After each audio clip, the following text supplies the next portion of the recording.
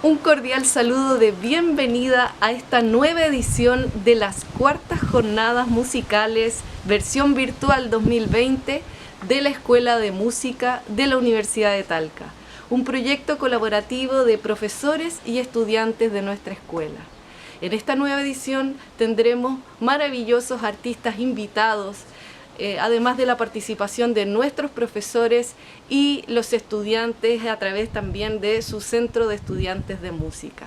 Estamos muy felices de poder compartir con todos ustedes, con la comunidad universitaria y con todos los auditores que puedan disfrutar de esta nueva versión de las jornadas musicales.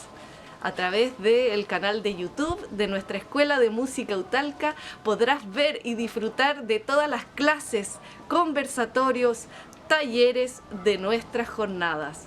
Les damos la más cordial bienvenida y vamos a disfrutar estas jornadas.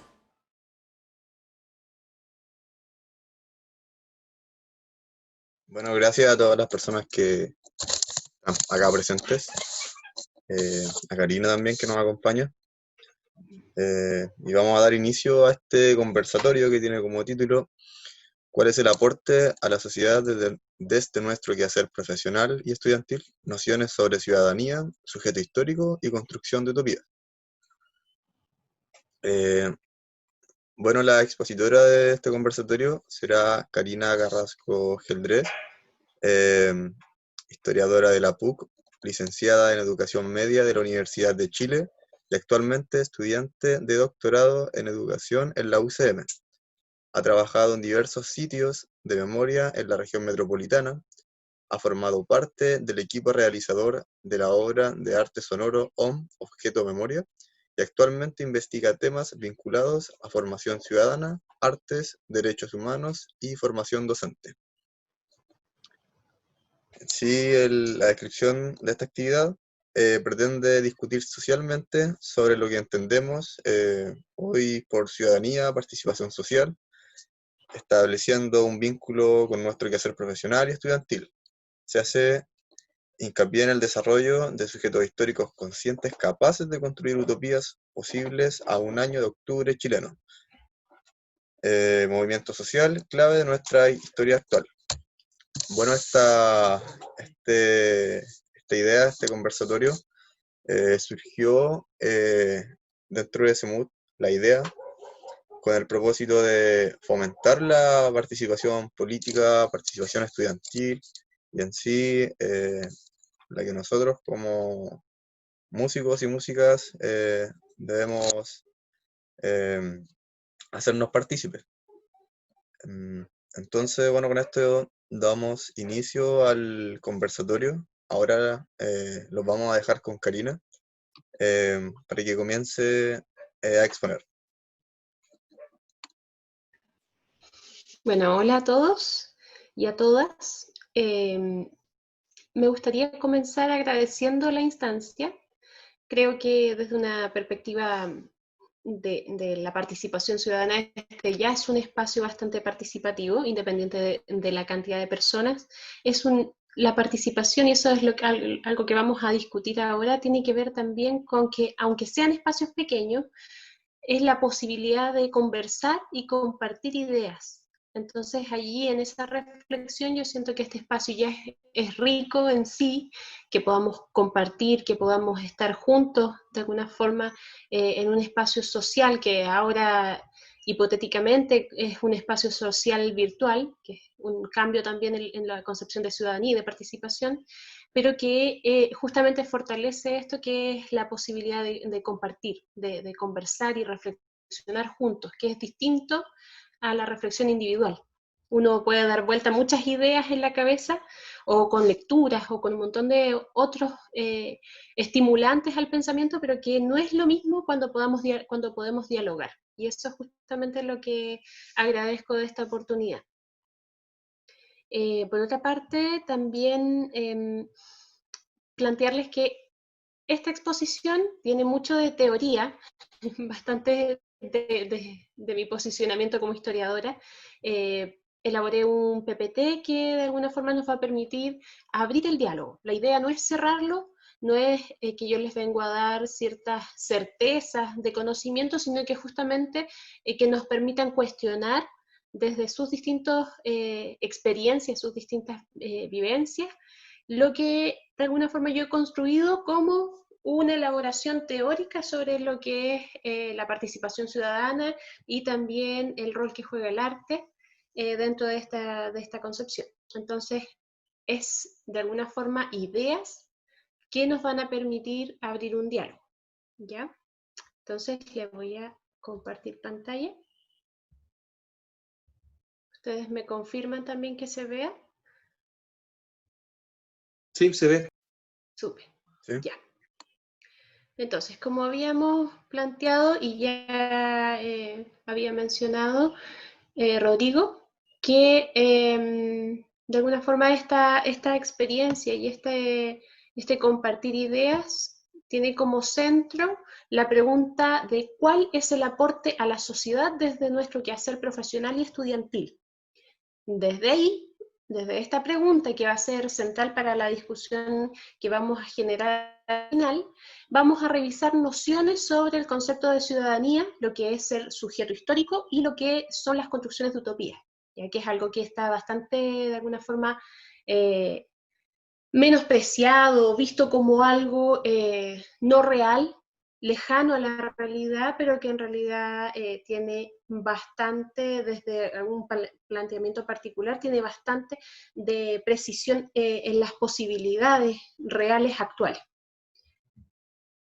Entonces, ¿desde dónde? ¿Desde dónde vamos a hablar? Y eso me interesa bastante, y cuando mencionan, por ejemplo, las introducciones a los conversatorios, a los seminarios, yo creo que lo importante no es mencionar quién es el expositor y cuál es su currículum por un tema de conocimiento o de qué grado o jerarquía tiene con respecto al conocimiento, sino que es justamente por lo que Hugo Semmelmann, que es el autor que yo les traigo a colación ahora, plantea que es el posicionarse. O sea, yo cuando ustedes dicen, cuando Rodrigo me presentó y dijo, soy historiadora, estudié licenciatura en educación, he trabajado en sitios de memoria, es un posicionamiento.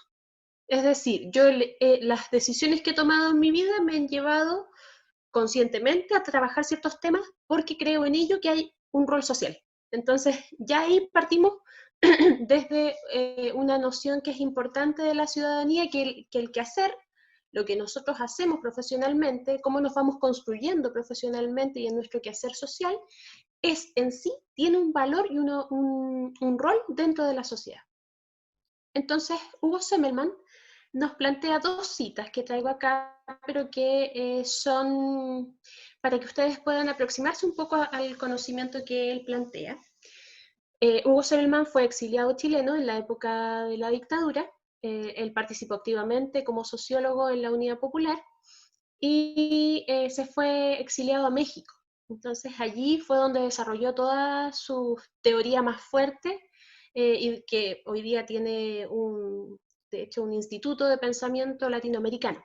Es un pensamiento decolonial, o sea que lo posiciona como dentro de las líneas que cuestionan lo que culturalmente se ha instaurado dentro de nosotros como latinoamericanos y que es exterior. O sea, por ejemplo, el tema de lo europeo, de cómo toda esta racionalización occidental ha de alguna forma puesto por debajo todo lo que tiene que ver como propiamente cultural latinoamericano, el pensamiento indígena, así como otros latentes, otros conceptos que están ahí detrás y que han sido puestos como en bajo valor, se han visto menospreciados por el conocimiento occidental.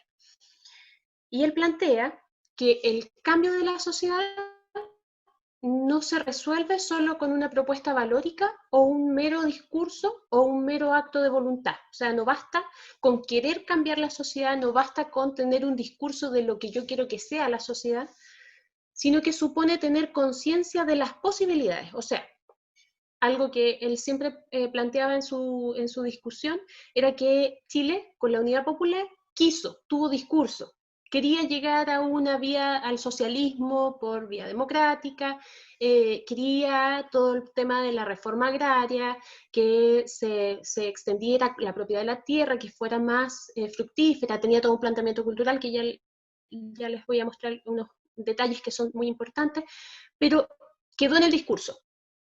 ¿Por qué? Porque la práctica, la real posibilidad de que eso fuera, no estaba bien leída. O sea, fue tanta la voluntad que en realidad, frente a lo que se podía hacer, no se le podía exigir tanto a un pueblo que en realidad no estaba preparado para eso. Fue demasiado rápido, se quiso hacer muchos cambios en 3 años y de alguna forma él explica que esa es la gran derrota que tuvo la Unidad Popular, que es como extremar el discurso hacia lo que realmente es posible en la sociedad. Por lo tanto, hay que ver qué es lo realmente potencial, lo que es realmente una posibilidad y la voluntad para transformar esa conciencia en práctica. O sea, que no se quede solamente en el pensamiento, en el discurso, sino que pasa a ser parte de nuestra vida cotidiana. Por ejemplo, una parte que, no sé, es bien común hablar del discurso feminista, pero puede que no sea una realidad porque todavía no están las condiciones para que lo sea.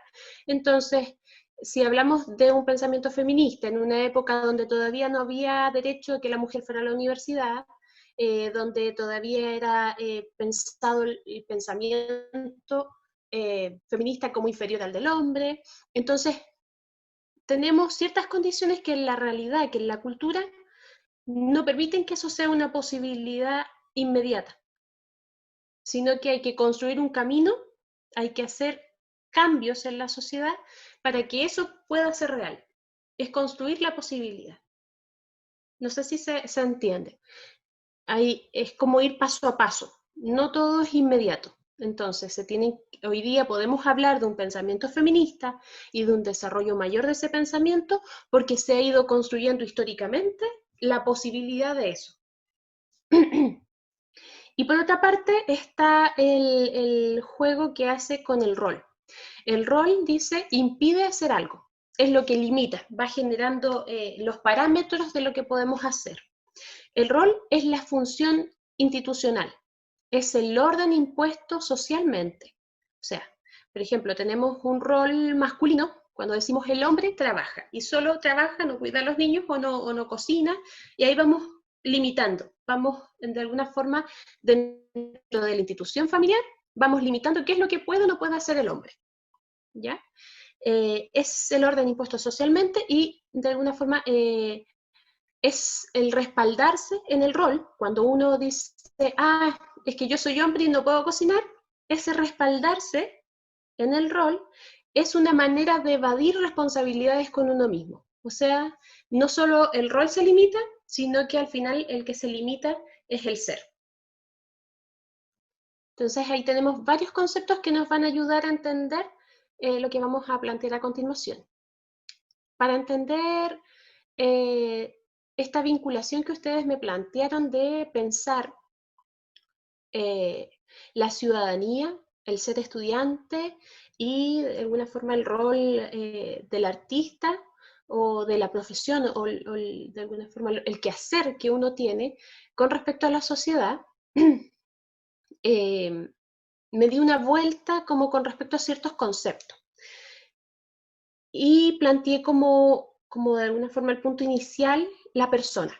Tenemos una persona que construye un camino histórico, que está determinado por ciertas cosas. O sea, tenemos la conciencia de situarnos. ¿De dónde vengo? ¿Qué es lo que me determina? ¿De qué familia provengo? ¿Dónde estudié? ¿Cuáles son mis creencias? ¿Cuáles son mis percepciones? ¿Con quién me junto? Por ejemplo, ¿cuál es mi círculo cercano? ¿Cuáles son mis influencias, por ejemplo, ideológicas? Hay varias cosas que cuando las hacemos conscientes, nosotros decimos, ya, yo me posiciono desde aquí. Es decir, si yo nací, por ejemplo, en el campo, tengo una conciencia de lo rural. Si yo nací en la ciudad, tengo una conciencia y una vivencia que me determina a estar más asociado con lo urbano. Entonces hay nos van determinando las vivencias, las experiencias y, por otra parte, aquellas cosas que son nuestro bagaje cultural. Ese reconocimiento y esa conciencia de quién soy y de cómo me he construido es el situarse y posicionarse en el mundo. O sea, qué lugar ocupo en el mundo. Y ese posicionarse en el mundo tiene que ver con la conciencia histórica, tiene que ver con los tiempos. O sea, no es lo mismo ser mujer en la Edad Media que ser mujer en la actualidad. Es entender nociones distintas. No es lo mismo ser artista en otra época histórica, no sé, a principios del siglo XX, que ser artista hoy en día. Entonces, tener esa conciencia de la temporalidad, y no es lo mismo, por ejemplo, ser artista en Europa que ser artista en Latinoamérica. No es lo mismo ser mujer en un contexto árabe que en un contexto latinoamericano o europeo. Entonces, tomar conciencia del lugar que ocupamos por cómo nos determina la situación de nuestro pasado y tomar conciencia por cómo nos determina el lugar físico, el lugar geográfico en el cual vivimos y el tiempo que vivimos, todo eso configura lo que podemos llamar conciencia histórica, ¿ya? Por otra parte, en una relación temporal de pasado-presente, donde tomamos decisiones, también es un posicionamiento. O sea, yo voy eligiendo ciertas cosas a través de la conciencia que yo tengo de lo que fue, del pasado, ¿ya? Y por eso llegamos de la persona a la profesión. La profesión tiende a ser una elección, que eso también es cuestionable, sobre todo en el contexto educacional donde el mercado es bastante imperante, si lo que elegimos estudiar está determinado por nuestro pasado y por dónde estudiamos y como la construcción de conocimiento que tuvimos y lo que fue posible estudiar, por ejemplo, con el puntaje PSU, eso es una determinante. Si tuvimos una escuela donde no nos ayudaron a construir un buen puntaje de la PSU, por supuesto que va a determinar la elección que vamos a tener. Y eso es reconocer la presión o de alguna forma la determinación histórica que tienen los procesos sociales sobre la elección propia. Entonces, vemos que la elección de la profesión es determinada, al igual que nuestra realidad, y a la vez es una posibilidad de elección en sí misma. ¿Ya? Entonces, si nosotros tenemos conciencia de por qué elegimos el quehacer que elegimos, y si además entendemos qué nos llevó, qué condiciones nos llevaron a poder elegir esa profesión, tenemos de alguna forma el círculo cerrado de la conciencia sobre el quehacer que estamos ejerciendo. ¿Ya? No es porque nos tocó serlo, sino que porque realmente hay una conciencia de lo que queremos hacer. Y eso involucra que tengamos una visión y una noción de qué es el conocimiento. ¿Por qué? Porque no es lo mismo, por ejemplo, en la escuela es muy común que uno tiende a validar el conocimiento por el conocimiento, sin cuestionarlo. O sea, el profesor es de alguna forma un intermediario en querer entregar un conocimiento que ya está elaborado. Pero en el caso de como real o ideal, debería haber un cuestionamiento. O sea, yo elijo ciertos conocimientos. En el arte, por ejemplo, ustedes tienen elecciones. En la educación también, en distintos ámbitos. O sea, ¿por qué elegimos lo que elegimos dentro del conocimiento y por qué ese conocimiento tiene un rol, tiene un sentido dentro de nuestra profesión? Nosotros no estudiamos todo. Una de las cosas que se reconoce en la humanidad es que no somos capaces de comprenderlo todo. Entonces, cuando elegimos una profesión, no elegimos toda la profesión, sino que elegimos una rama, algo del conocimiento. ¿Y cómo estamos entendiendo ese conocimiento? Entonces, ¿qué es lo que ustedes hoy día entienden por arte? ¿Qué es lo que ustedes ven dentro del conocimiento que les entregan, lo que es válido o lo que no es válido? Lo que yo ya les mencionaba, por ejemplo, en el conocimiento, en la elaboración teórica del colonialismo, del pensamiento decolonial, una de las premisas es que hay conocimiento que ha sido legitimado, que ha sido más importante que otro, que es el pensamiento occidental, por sobre el pensamiento indígena, por ejemplo. Entonces, ¿qué conocimientos dentro de su disciplina están validando ustedes? Porque eso también es un rol social. Están dando prioridad a alguien o a un grupo de la sociedad por sobre otro, o están invisibilizando otras realidades. Entonces, siempre el conocimiento en sí mismo tiene una particularidad con respecto a la sociedad. Y ahí llegamos, por supuesto, a la sociedad, que el conocimiento, por una parte, es en sí mismo la validación o no de la sociedad, y por otra parte es una posibilidad para poder construir una nueva sociedad. Es la posibilidad de las utopías. Entonces tenemos la necesidad de reflexión, de pensamiento crítico, porque tenemos no es solo asumir lo que te enseñan, ni tampoco reproducir lo que te enseñaron a otros, en el caso de quienes van a ser profesores o de esa dimensión más expresiva del conocimiento, de la difusión, donde no es solamente reproducir, sino que ¿qué van a enseñar ustedes? De todo lo que han aprendido, ¿qué es lo que van a querer entregar y por qué? ¿Qué sentido tiene? Porque eso es más importante que otra cosa. Entonces, cuando reflexionamos y tenemos un pensamiento crítico, es tomar conciencia de lo que nosotros, de alguna forma, somos, de lo que nosotros elegimos como rol dentro de la sociedad o como función, y por otra parte, ¿qué es el conocimiento que vamos a seguir legitimando? Entonces allí tenemos, por ende, ¿qué sociedad queremos construir? Es una pregunta que viene como inherente a esos planteamientos cuando hay conciencia. Y aquí tenemos una reflexión que es, voy a correr esto, ahí sí. Es necesario cuestionar lo que sea construido y naturalizado por ciudadanía y participación. Y aquí vamos a seguir a la siguiente diapositiva. Perdona, Karina, disculpa que te interrumpa. Si alguien tiene alguna pregunta, que por favor la escriba y después al final de la presentación se van a ir haciendo las preguntas. Gracias. Super.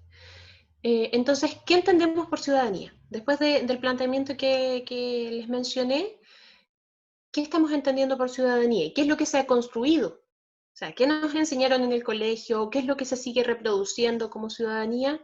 Por una parte está la representación. Nos dijeron siempre que los ciudadanos están suscritos a una realidad institucional, el Estado. Ya de ahí partimos con una premisa. Estamos dentro de una sociedad que está regida por un Estado. Entonces, la representación es una de las nociones que tenemos más presentes y que hoy en día también está muy en boga por el tema de la Constitución. Elegir. No es una representación, no es que tú te presentes, no es que tú participes directamente, es una representación. O sea, a ti alguien te representa y ejerce el rol, o sea, tú cedes tu rol de elección o de decisión a otro que tú crees que puede ser legítimo para que cumpla ese rol. Es lo que es el Parlamento. Es lo que en este caso en el proceso constituyente también se quiere potenciar, ¿cierto? Vamos a elegir, hay personas o grupos políticos, como se cerró un poco el pacto, que van a representar las posibilidades de esa nueva constitución. Entonces la representación es algo que está muy instaurado y es casi inherente a la participación ciudadana, cuando hay otras posibilidades. Y la manifestación también es otro elemento que se ha naturalizado, se ha hecho muy presente. O sea, el ciudadano tiene derecho a manifestar, a expresar. Seguimos en una representación de alguna forma, en decir, en presentar lo que nosotros queremos o lo que nosotros sentimos, pero no incluye la acción directamente. Manifestar, expresar. Pero ¿qué hacemos con eso? Y ahí siento y creo firmemente que el proceso de octubre del año pasado tuvo un elemento que se integró a la conciencia ciudadana, que son los cabildos, y que está muy asociado a la asamblea. pero los cabildos tienen quizás una dimensión más sistemática de lo que se resuelve. Tiene como esta dimensión de escribir, tiene una estructura. Entonces el cabildo y la asamblea vienen a renovar la idea de representación porque es más directo. O sea, ya no, uno no elige a alguien, sino que es uno el que participa e incluye la acción. Y allí es donde hay un montón de otras posibilidades, porque de alguna forma la participación ciudadana que nos hemos estructurado, que ha sido, que logramos visualizar, es porque ha sido construida históricamente así. Y porque en el colegio también nos enseñaron que de alguna forma esas eran las vías democráticas y representativas, que eran las vías de alguna forma más positivas, pero yo creo allí que hay un montón de otras posibilidades que no han sido pensadas aún, que ahí es donde involucra la creatividad, la posibilidad de pensar otras realidades, y donde también, desde el punto de vista filosófico, se piensa que el arte es una posibilidad de horizontes creativos en la humanidad. O sea, el arte, cuando llega a los límites, cuando la humanidad llega a los límites, el arte plantea abrir puertas, abrir posibilidades dentro de este pensamiento racional que llega a su límite. O sea, por lo tanto, el arte podríamos decir que enriquece el humano, porque no, el humano no es solo racional, como se ha pensado durante mucho tiempo, sino que está esta otra dimensión en la cual hay un gran potencial. Y que también como el arte está más asociado a aquello que se quiere imaginar, que se quiere crear, que no está propiamente en la realidad, se asocia también con las utopías, que es otro concepto que tenemos aquí para discutir. Y aquí hay una cita de Herbert Spencer que dice que la arquitectura, la escultura, la pintura, la música y la poesía pueden ser llamadas las eflorescencias de la civilización. Eflorescencia es un concepto que es bastante rico.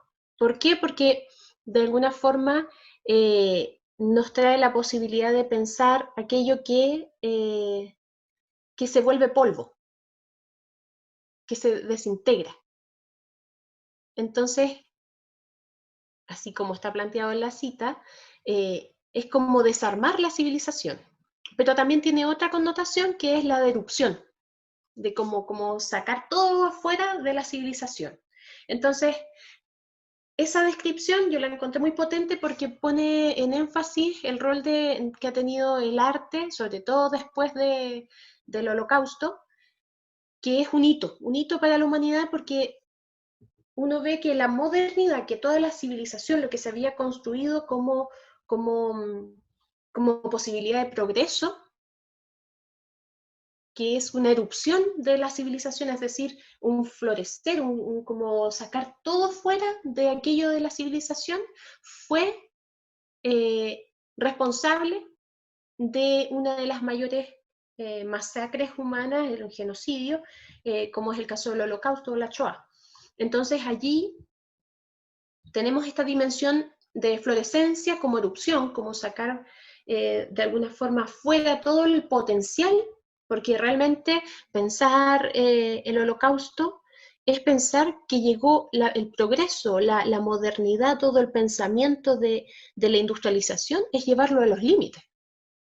Y de allí también es volver polvo, porque se desintegra. O sea, si pensamos la civilización desde esa perspectiva, es que quedó en nada, se desintegró. Y el arte, frente a ese hecho histórico, es quien abre las puertas. No es la razón, no son los filósofos, no es el pensamiento político, no, es el arte. ¿Y por qué el arte? Y allí es donde me gustaría indagar con ustedes un poco en estas posibilidades, en el quehacer propio de ustedes, en la profesión y cuál es el rol social. ¿Por qué el arte? ¿Por qué el arte puede abrir puertas? ¿Por qué el arte puede ser un potencial? Un potencial para pensar una nueva sociedad. ¿Qué tiene? ¿Qué tiene el arte? Ya ahí vamos a profundizar en eso. Y me gustaría mostrarle dos citas. Una es de Víctor Jara. Yo a todo esto, creo que al principio no lo dije, uno de mis temas dentro del pensamiento político es la investigación en la nueva canción chilena. Cómo es la vinculación entre el artista, el arte y la sociedad, los procesos políticos en esa época, que tiene una riqueza, pero que es realmente quizás inimaginable, porque se asocia mucho a esta primera visión que les voy a mostrar, que es una cita de Víctor Jara, que está más asociada a lo político, al compromiso, pero que tiene en lo artístico y en lo intelectual un avance en la cita de Lin que yo creo que no se ha llegado en otros momentos a esa expresión. Víctor Jara dice, el compromiso es cuestión de principios y uno no tiene compromiso si no adopta una posición ideológica en la vida. Y aquí hago el alcance de que ideológico está muy asociado a que el compromiso ideológico puede ser con un partido. No, la ideología se define conceptualmente como lo que caracteriza, las ideas que caracterizan a un individuo o a un grupo, un colectivo, una cultura, un grupo cultural. No es necesariamente asociado a un partido político, ¿ya? Para que se despeje esa idea. Entonces, el compromiso siempre involucra adoptar posición ideológica porque tiene que ver con las ideas que son centrales para uno. Quien quiere interpretar realmente el alma del pueblo debe recorrer muchos caminos. Y aquí está la connotación de que hay una interpretación realmente del alma del pueblo, que es un pensamiento presente en la Unidad Popular, en los inicios, con respecto a querer representar, dar voz a quienes no tenían voz, a los marginados, al pueblo, como se menciona ahí, que es un concepto muy latinoamericano. Entonces, ahí también tenemos otro elemento central, y estos caminos deben ser la búsqueda y el hallazgo de sentirse un ser humano útil para los demás. O sea, eso quiere decir que el quehacer del artista tiene que ver con los demás, tiene que ver con la sociedad. Y además lo dice puntualmente como ser útil. Y por otra parte, llegamos casi al final, a lo que se logró cercano al 73 en un congreso de intelectuales y artistas en Chile, y que la expresión más radical del pensamiento cultural de la época es Enrique Lin, que dice, la función de ese frente cultural amplio será la de construirse en una suerte de vanguardia de suicidas, que se eclipse rápidamente ante las masas, replanteando en el caso de cierto tipo de intelectuales su práctica científica y entregándole a aquellas sus elementos de conocimiento. O sea, es el desaparecer del intelectual y el artista. ¿Por qué? Porque ya no es la representación del pueblo. Y ahí hay una visión totalmente de lo que entendemos por ciudadanía. Estamos observando dos discursos que tienen que ver con el arte, pero que están hablando al mismo tiempo de la ciudadanía y del rol social, de la sociedad. Entonces, el eclipsarse, el ser una vanguardia suicida, quiere decir que el arte como tal, como estaba pensado hasta ese momento, y el artista desaparece. Tienen que morir. ¿Por qué? Porque ya no cabe la posibilidad epistémica o de conocimiento de pensar que se puede dar voz a alguien sin voz. Porque ya después de ese proceso, el sin voz tiene que tener voz en sí mismo. Por lo tanto, a través del conocimiento, por ejemplo, lo que hacía Quilapayún cuando tenía los talleres, Quilapayunes y Quilapayunas, que de alguna forma entregaba lo que ellos sabían, el conocimiento que ellos habían construido, para que los pobladores, la gente común y corriente, pudiera expresar su propia voz, crear canciones, crear sus propias presentaciones artísticas, todo lo que tiene que ver con la estética propiamente tal. Entonces allí vemos un imperativo de lo artístico en esta discusión, que busca no ser la representación, sino que la sociedad se representa a sí misma. Y aquí, para que podamos conversar, me gustaría plantear algunas preguntas, algunas cositas que a partir de la reflexión de lo que ya se ha conversado, ¿qué es el rol del artista? ¿Es instrumental a una ideología? ¿El arte debe buscar un sentido mayor o social? ¿O es la obra en sí misma? ¿El artista refleja la realidad o la construye? ¿La obra se puede separar del artista? ¿La obra tiene autonomía? ¿Qué función cumple el arte en la sociedad? ¿Solo entretención o es una acción que mueve la reflexión? ¿Cómo entendemos lo estético? ¿En la actualidad el arte es instrumental al mercado? Y de alguna forma, a ver, voy a sacar la presentación para que nos veamos. De alguna forma lo he centrado más en el arte por las personas que están convocadas acá. No es mi área, pero también ha sido tema de mis investigaciones.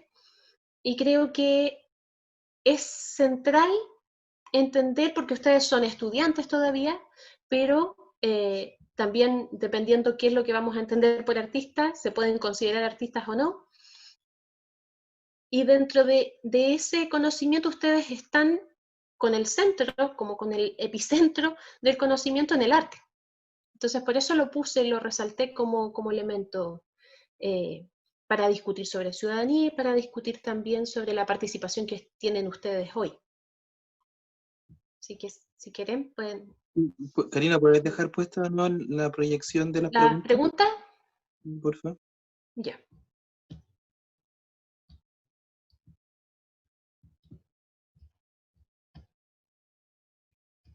Ahí sí. Ahí los veo, sí.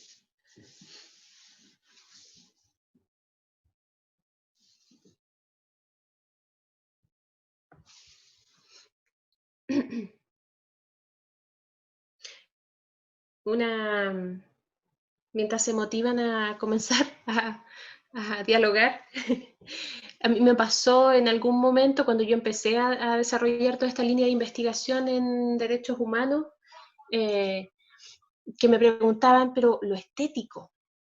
Y me decían, pero ¿cómo la estética y la política en un sitio de memoria? O sea, ¿qué? ¿Un salón de belleza? Como que esa era la expresión de verdad, literalmente esa era la idea de estética que se tenía. Estaba muy asociado a la imagen, a lo estético que uno ve, claro, en un salón de belleza, como la belleza, pero definida por el cuerpo humano, por lo estético, el más, quizás de algún aspecto más banal. Pero la estética tiene un trasfondo filosófico muy potente, pues parte de la filosofía. Involucra la belleza, lo horrible, como las dimensiones de lo sublime, que es muy presente, que está íntimamente relacionado con el arte, pero que en algún momento puede ser entendido solo como entretención, como ir a un museo y ir a pasearse a un museo por un goce estético de placer personal. Pero hay otras dimensiones de lo estético que tienen que ver no tanto con la belleza, mucho más con lo horrible, con la representación de los límites humanos que plantean reflexión. Por ejemplo, en el caso que yo les planteaba, el Holocausto, allí el arte tiene un rol súper importante desde la sociedad para que sea el primer impulso para reflexionar qué pasó, cómo fuimos capaces de construir una sociedad así. Entonces, quizás para ver si se motivan a conversar.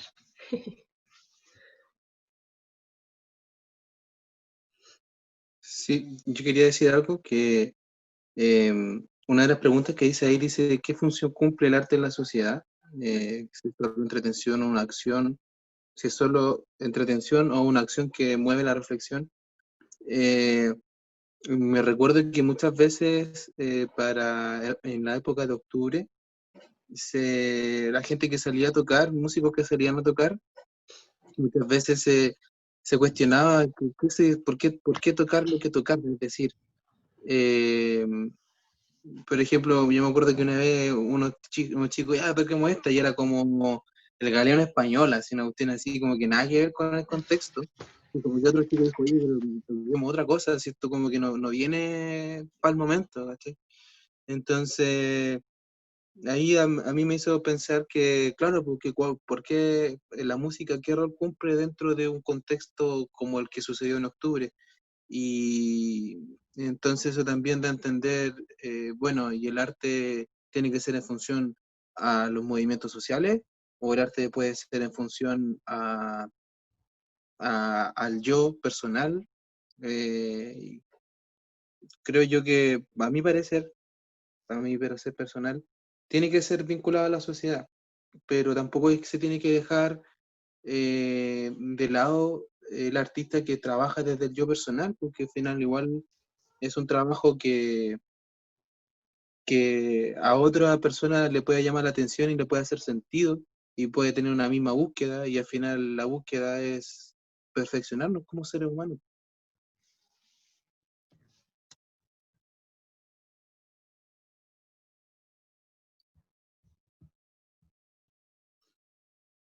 No sé Al si final, alguien más. resumiendo, creo que para algunas personas es solo entretención, porque también en la marcha así como que nos falta el tipo, el que decía, oye, pero sácate no sé, el Negro José, y cantémosla así como que, y como que uno queda así como, ya, pero yo no estoy aquí para entretenerte a ti, específicamente para algo, sino que estoy aquí porque vengo a dar un impulso social, y el Negrito José no tiene nada que ver en un impulso social, más que el derecho de vivir en paz, por ejemplo, de Héctor Jara, otros temas más significativos socialmente.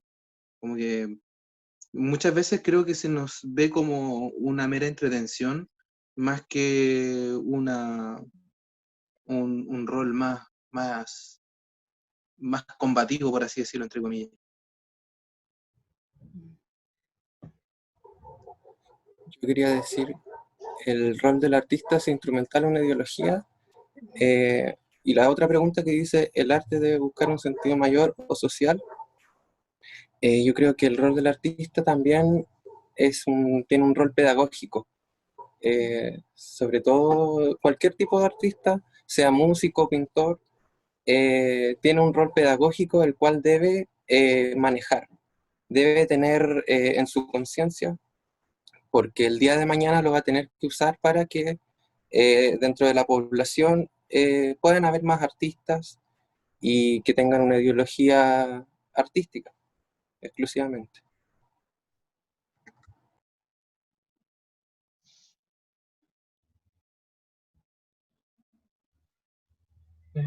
Hola, yo quisiera responder alguna de estas como pensamientos, más que encontrar una respuesta concisa, sino que reflexionar acerca de lo mismo. Yo creo que el artista no está necesariamente eh, obligado a satisfacer a la sociedad. Yo creo que el artista es esclavo de su arte, necesita serle fiel al arte en sí, más que, más que a la sociedad. Ojalá que la obra de arte impacte la conciencia. La conciencia es un concepto que tiene la sociedad, la ciudadanía, eh, que lo tiene. Otras personas sí, algunos lo emplean, y otras personas también están dormidas en esa conciencia. Pero ese es quizás en donde la obra de arte capta al observador, al observado, al observador en verdad. Pero creo que el artista no le debe algo así a la ciudadanía, no está obligado a hacerlo, a deberle algo a la ciudadanía, sino que el arte tiene su propiedad innata de conmover al ser humano. Eso para mí es arte. Si no, cualquier cosa que veamos a nuestro alrededor puede ser arte, y en verdad no todo es arte. O sea, hay muy pocas cosas que logran impactar a alguien al extremo de mejorar tu calidad de vida. Por ejemplo, la poesía, eh, en verdad todas las artes que le dan sentido a nuestra vida.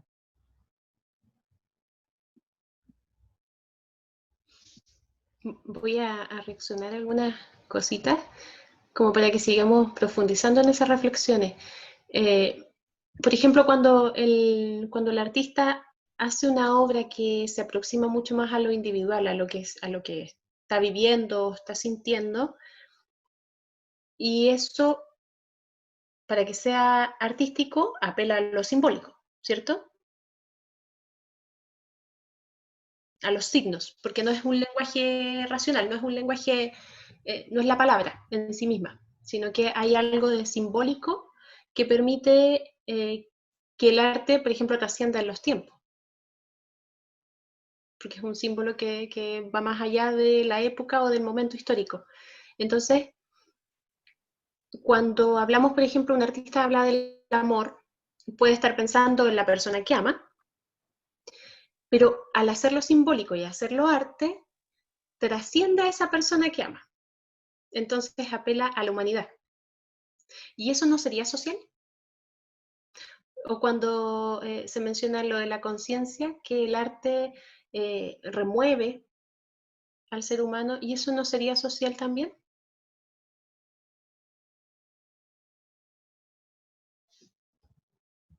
Porque estamos hablando de la relación con otros.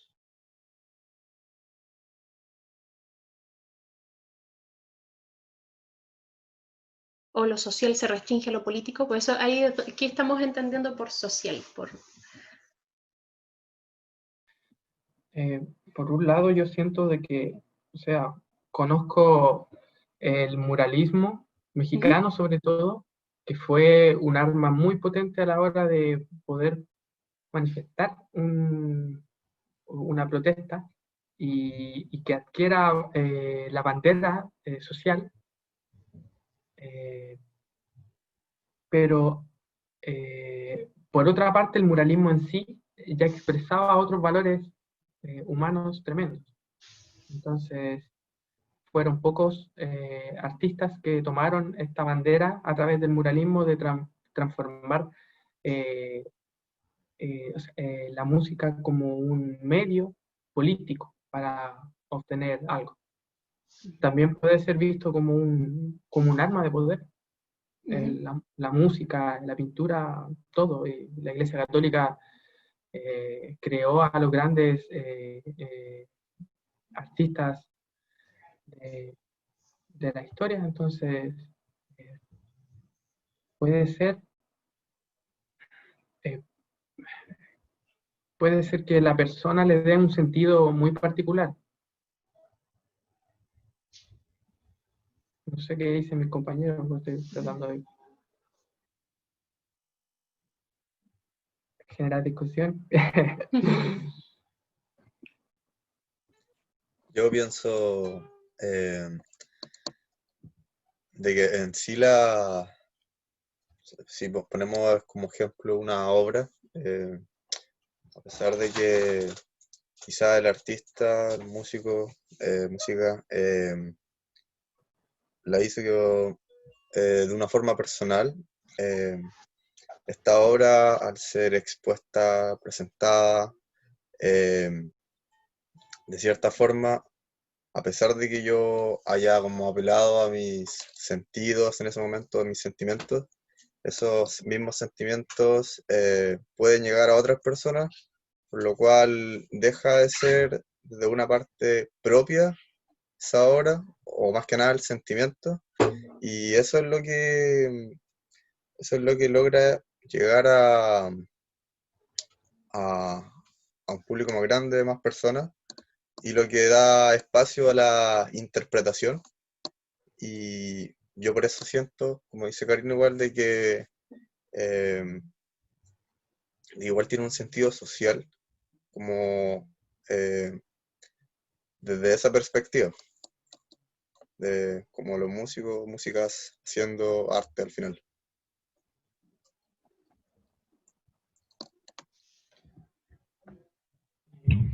Yo creo que todo el arte tiene un impacto social, ya sea música, pintura, no sé, teatro, lo que sea, tiene un impacto social porque uno siempre como artista está tratando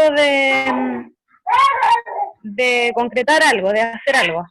Y eso siempre va a tener, bueno, no sé si siempre, porque igual hay personas que dejan el arte para sí mismo y quizás nunca lo vamos a conocer, pero en su mayoría siempre hay alguien al que le va a llegar esa obra de arte y puede generar un impacto social, también ideológico, dependiendo del contenido de esa obra, y yo creo que tiene mucho que ver.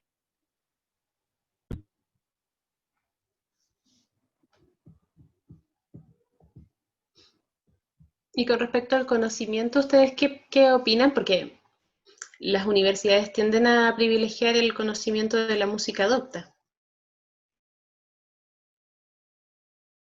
Y ahí también hay un posicionamiento político, ideológico con respecto a qué es lo que se conoce.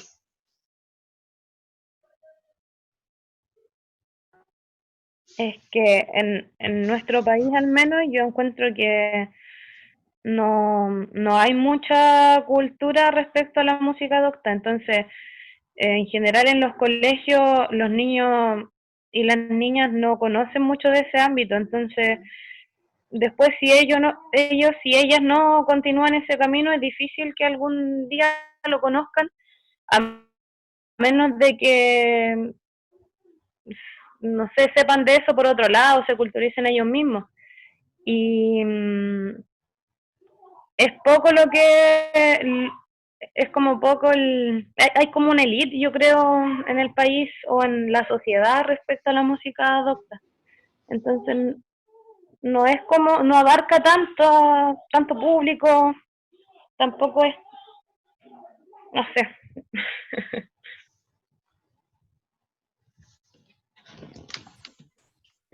Karina, ¿cuál era la pregunta específica? ¿Cómo de alguna forma ustedes entienden o están reflexionando sobre el hecho de que las universidades lo que ocupan, quizás porque no conozco las mallas de todas las universidades con respecto a música, pero que se centran en la música docta? Y eso de por sí es un posicionamiento con respecto al conocimiento. ¿Por qué no música indígena si estamos en Latinoamérica? No es decir que una sea mejor que la otra, sino que es justamente si ustedes se han cuestionado sobre eso. Ah, yo entendí mal la pregunta.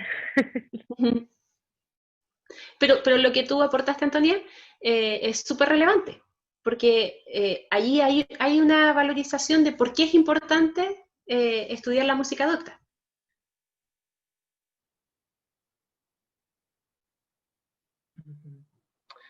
Por una parte, las universidades y las academias enseñan un conocimiento específico y que es totalmente desarrollado por personas que tienen un conocimiento de tradición. Pero existen también escuelas nuevas que estén implementando otro tipo de métodos educativos, incluso más propios y originales, pero se le resta el valor en el mercado, el que le resta valor. Dice, bueno, sus académicos no son de renombre, entonces esa educación no tiene el mismo tinte ni el mismo respeto que otro tipo de educación podrían decir estas personas. Ese es como el mercado es el que rige bastante en todo ámbito de cosas lo que consume el ser humano, porque el arte, como para aunar todo lo que veníamos hablando de antes, siento de que el ser humano necesita cosas. Y hay muchas veces en donde el arte puede entregarle esas cosas a esas personas. Y otras personas no.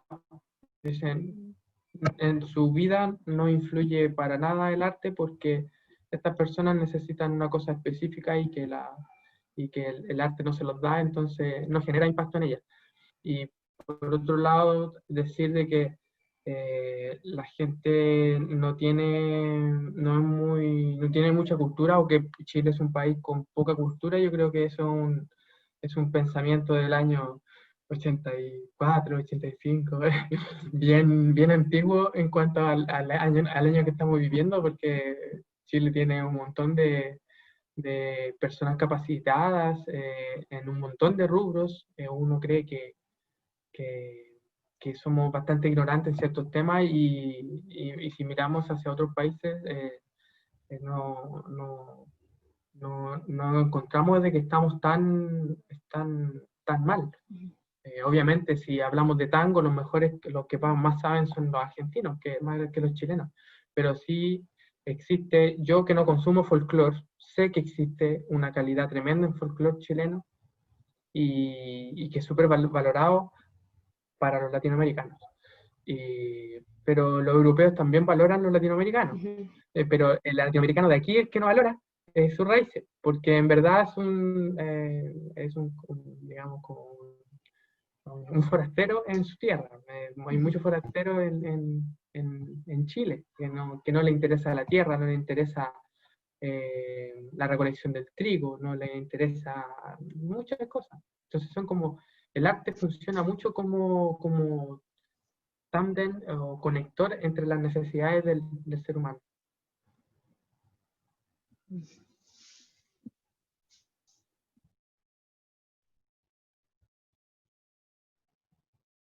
Ahí salió el término del mercado, que era una de las preguntas, si el arte es instrumental al mercado. Porque también tenemos, dentro de lo más comercial, los sellos discográficos, que fue una discusión también en Chile durante mucho tiempo, hasta qué punto, de alguna forma, el estar dentro del mercado involucra tener que ceder parte de lo que uno piensa que es el arte, para poder entrar en esa lógica, que a nosotros como investigadores también nos pasa, porque hoy en día, si uno no publica en una revista como investigador en inglés, en una revista Scopus o WOS, que son como las revistas, las bases de datos más prestigiadas, como que no es conocimiento, pero hay bases de datos latinoamericanas que son súper importantes y que tienen mucho conocimiento, pero que no son valoradas, porque no tienen el reconocimiento de Europa. Entonces sí, uno, para poder posicionarse dentro de una esfera, o se tiende a instrumentalizar a favor del mercado, porque las revistas al final son eso, son parte, si bien tienen mucho conocimiento y es un aporte gigante, pero la valorización tiene que ver con una venta del conocimiento al final, vender el conocimiento, y así también el arte, la cultura. Entonces, ¿hasta qué punto nos instrumentalizamos? Y allí tiene que ver con hasta qué nivel de reflexión, por ejemplo, tienen ustedes como estudiantes sobre esos temas. Al momento en que ustedes van a ser profesionales y van a tener una carrera, ya sea desde lo pedagógico o no, o artístico propiamente tal, ¿qué tanta conciencia de cómo está instaurado el conocimiento que ustedes están aprendiendo dentro de la sociedad? Porque si lo hacen desde la pedagogía, hay un conocimiento que está legitimado por la escuela, y que lo conversábamos en una oportunidad, el tema de hacer los actos, como que el arte, tanto las artes plásticas como las artes musicales, están bien determinadas en los colegios por el acto. O es la escenografía, o es la música de fondo del acto. Es como mostrar cómo se puede armar algo para mostrárselo a los demás, pero que es súper instrumental a la escuela. Y en el caso, claro, de la parte más académica, o quizás el desarrollo más artístico, ¿hasta qué punto el mercado también se mete allí? Si ustedes tienen un nivel de reflexión, por ejemplo, dentro de la escuela, sobre esos temas, que son políticos, son de qué estamos haciendo en la sociedad. Hola, yo quería hablar de que en lo político, el sistema del gobierno, por ejemplo, del Ministerio de Educación, colega tiene elaborado planes y programas para para todas las asignaturas del colegio, ¿cierto? Y hay una que es especial para música, hay de lenguaje y matemáticas, ¿cierto? Para todos los cursos. Y ya desde primero básico, en la unidad 1, aparecen muchas actividades que tienen que ver tanto con música de tradición oral como música de tradición escrita, en las cuales la de tradición oral vendría siendo la música folclórica, la de tradición escrita, la música docta en general.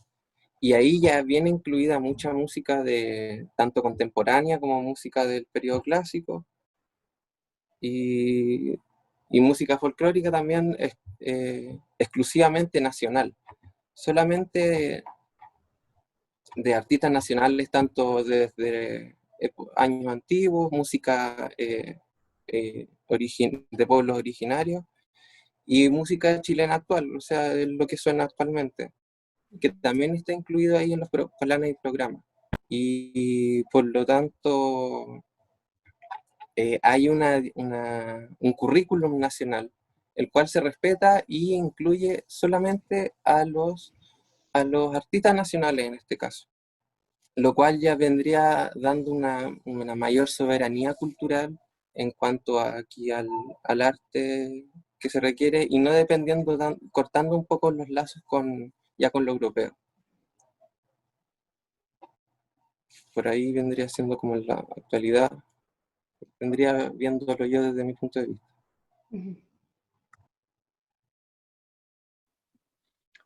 Yo quería mencionar, siento que no, a ver, un momento.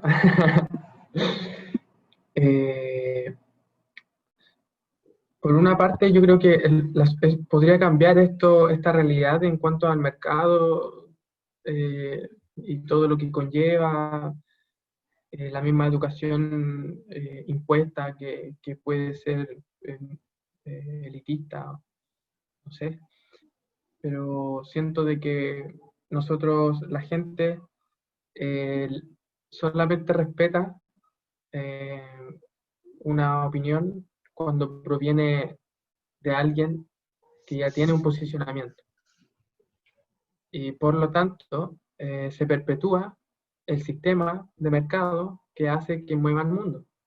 Y una forma de cambiar eso, yo pienso que debería ser dándole más valor a la ciudadanía, a las personas individuales, sin necesidad de tener un posicionamiento importante y muchas veces construido sobre millones de pesos. Estamos hablando de muchos millones de pesos. Hay gente que tiene un posicionamiento muy alto, pero también lo consiguió a través de millones de pesos. Hay carreras que son muy caras.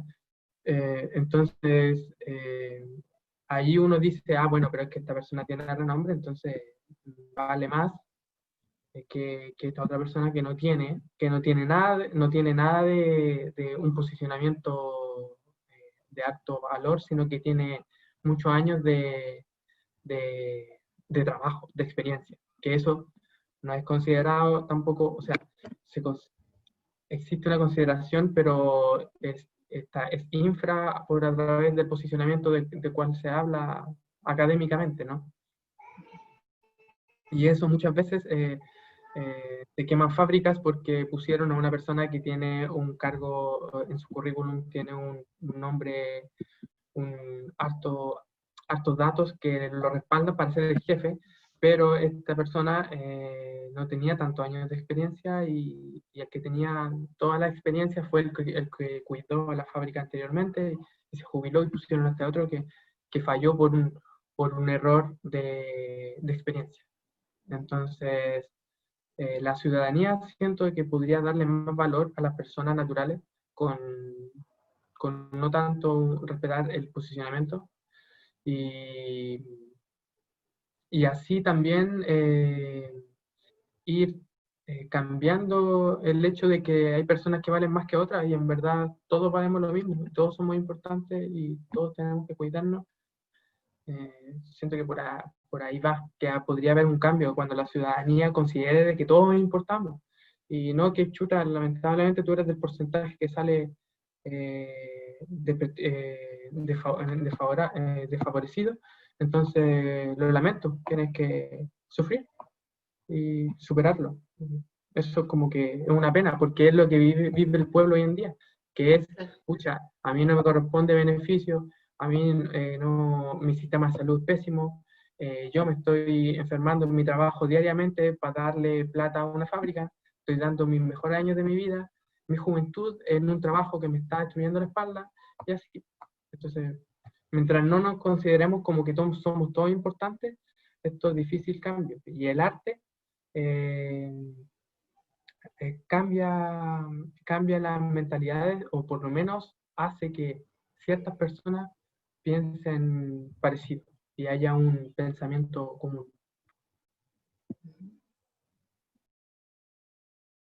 Es el tema, de hecho al principio lo iba a mencionar, que algo que tenemos muy instaurado en la cultura chilena de la ciudadanía y del ejercicio del diálogo social es el no conflicto. Cuando uno trabaja temas que se llaman temas controversiales, temas que no tienen una resolución, o sea, que tienen múltiples perspectivas, en los colegios sobre todo te dicen, ya, sí, lo puede trabajar. Cuando uno habla con los directores, con los jefes de UTP, sí, trabájelo, pero que no genere conflicto. O sea, que nunca genere conflicto, porque ese es como el mayor miedo que se tiene en la sociedad chilena. O sea, que tú discutas y puedes dialogar con otro sin llegar a un acuerdo. Como que hay una necesidad, y yo creo que está muy marcado también por el recorrido histórico, como esta necesidad de llegar a un acuerdo, un consenso, a lo que pasó en la transición de la dictadura a la democracia, que es llegar a un punto medio, a que no sea ni esto ni lo otro. Entonces, en esto se pierde un poco la complejidad de la humanidad, porque la sociedad en sí nunca va a llegar a un acuerdo total. Y eso también es otra variante como importante dentro de lo que es la participación. Por ejemplo, dentro de las asambleas no se puede jamás como pretender una unanimidad con respecto a un tema, porque por algo son distintos, por algo todos somos únicos. Es importante como dilucidar también dentro de los espacios de ciudadanos que no es necesario llegar a un consenso, que está bien que pensemos distinto, que es válido, que yo te reconozco a ti, aunque seas diferente, y reconozco en ti también como sujeto de derecho, o sea, que yo no te puedo invalidar porque pienses distinto. No, como que está muy asociado a callar o a autocensurarse, que eso también tiene mucho de la dictadura. Yo me censuro, mejor no voy a hablar porque en realidad no es lo que piensan todos. Entonces, ¿para qué? ¿Para qué voy a generar conflicto? O mejor no lo digo por miedo también, porque que los otros piensen distinto a uno puede generar no solo un riesgo en cuanto al diálogo, sino que te segreguen, te separen. Yo creo que algo tienen en común estos dos grupos que obviamente dos personas en algún momento van a diferir de opinión, o sea, no, pero esas dos personas tienen que seguir existiendo. Y eso que tienen en común, siento yo, que es la paz, que a lo mejor, bueno, tú no tienes que pensar como yo tampoco como tú, pero ambos tenemos la paz. Eso es a lo que se deberían apuntar las políticas, donde bueno, no tiene que ser esto ni tampoco tiene que ser lo otro. Pueden existir las dos realidades, pero que ninguna pisotea a la otra, sino que las dos puedan seguir viviendo, prosperar.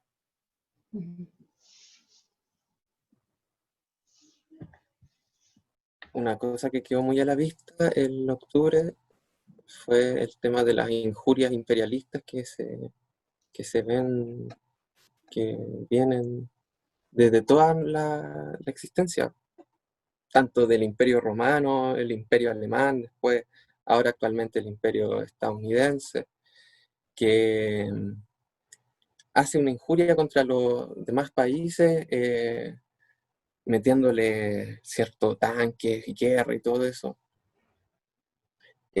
Ahora estamos tratando de callar esa cosa para poder establecer así esa paz que decía mi compañero. Porque como, claro, pues, tú eres distinto a mí o tú piensas distinto a mí, pero yo no quiero que tú pienses igual a mí, o sea, o yo quiero que tú pienses igual a mí y por eso te quito lo tuyo, te pego, no sé, te maltrato. No, no, tú piensas diferente, listo, ya. Pero ¿qué se ha enseñado todo el tiempo? Eso, como esa injuria de atacar al otro, y nunca se logra ese acuerdo de paz en la actualidad.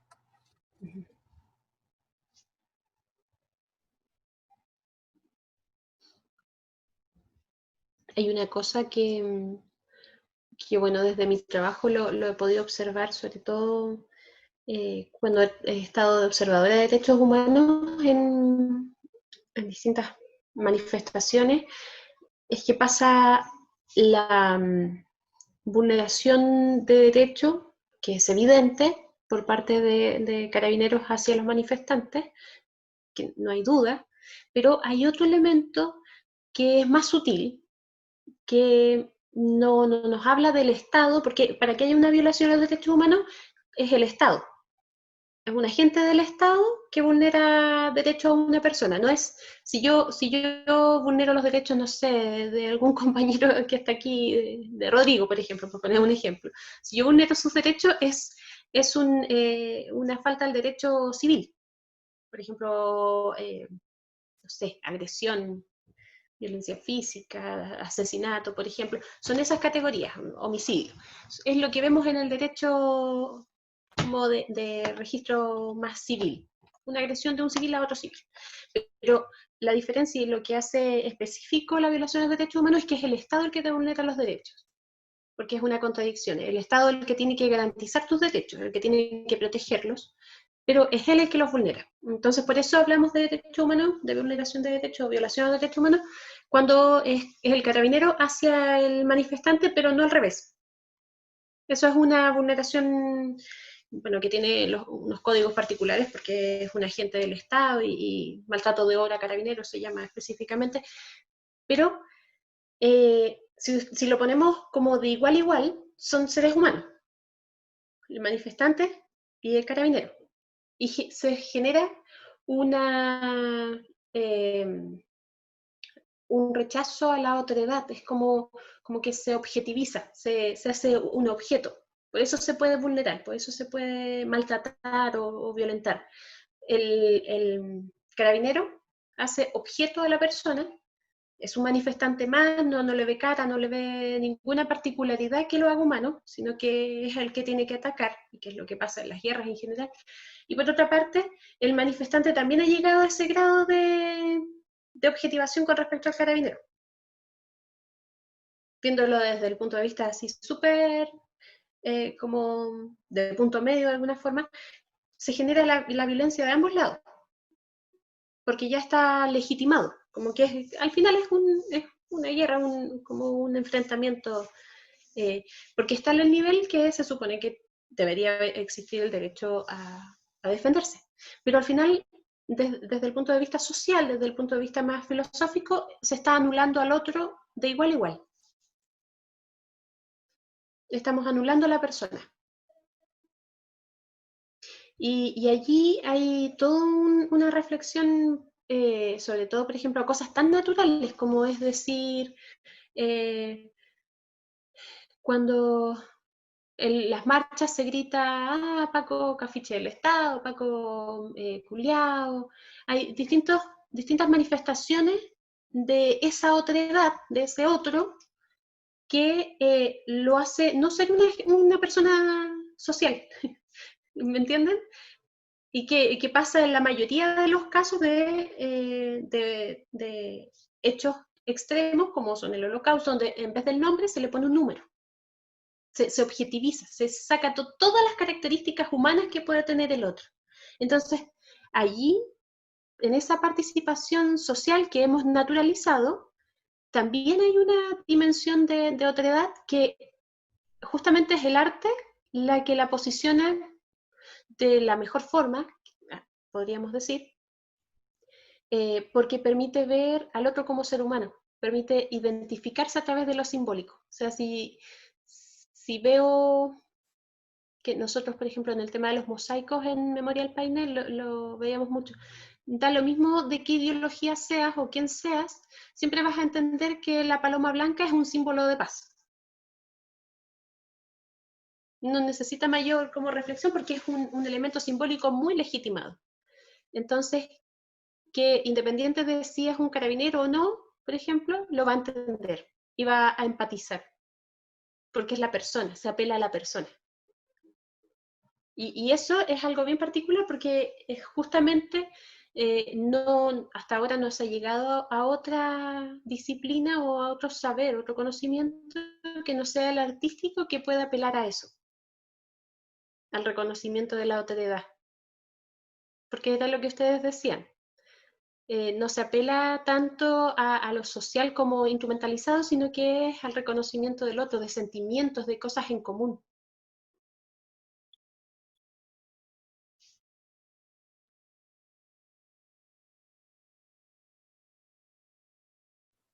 Claro, lo que dice son una idea en común que conecta estos dos mundos, que los une, en vez de una idea que divide a estas dos personas, sino que el arte conecta con estas dos realidades y que en cierta forma igual se logra una paz, aunque a ti te pongan una obra que sea que te genere terror, igual esa reflexión como que te puede proporcionar un cierto tipo de paz o ¿cómo se llama? Que te reavive la creatividad o te haya iluminado un poco, o te haya generado un impacto.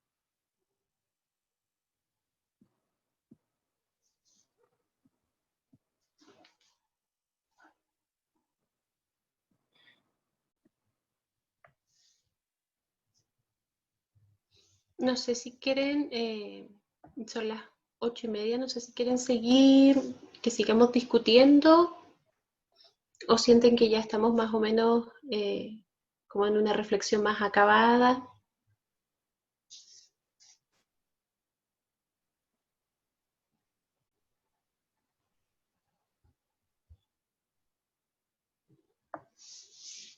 Ahí, Alfonso, no sé si... Yo quería como abordar una última, no sé si pregunta, que tenía relación con la autonomía, si una obra tenía autonomía. Yo creo que igual depende lo que entrega la obra, lo que refleja el contenido, porque por ejemplo hay obras que terminan siendo trascendentales, quizás en un periodo histórico que más adelante se puede ver reflejado, como son la música de Víctor Jara, por ejemplo, eh, que es una obra que específicamente, o sea, no es una música para el mercado, sino que es una música eh, con más contenido social, con algo más trasfondo. Entonces, de por sí algo que ya deja, ¿cómo decir? Deja de ser tan...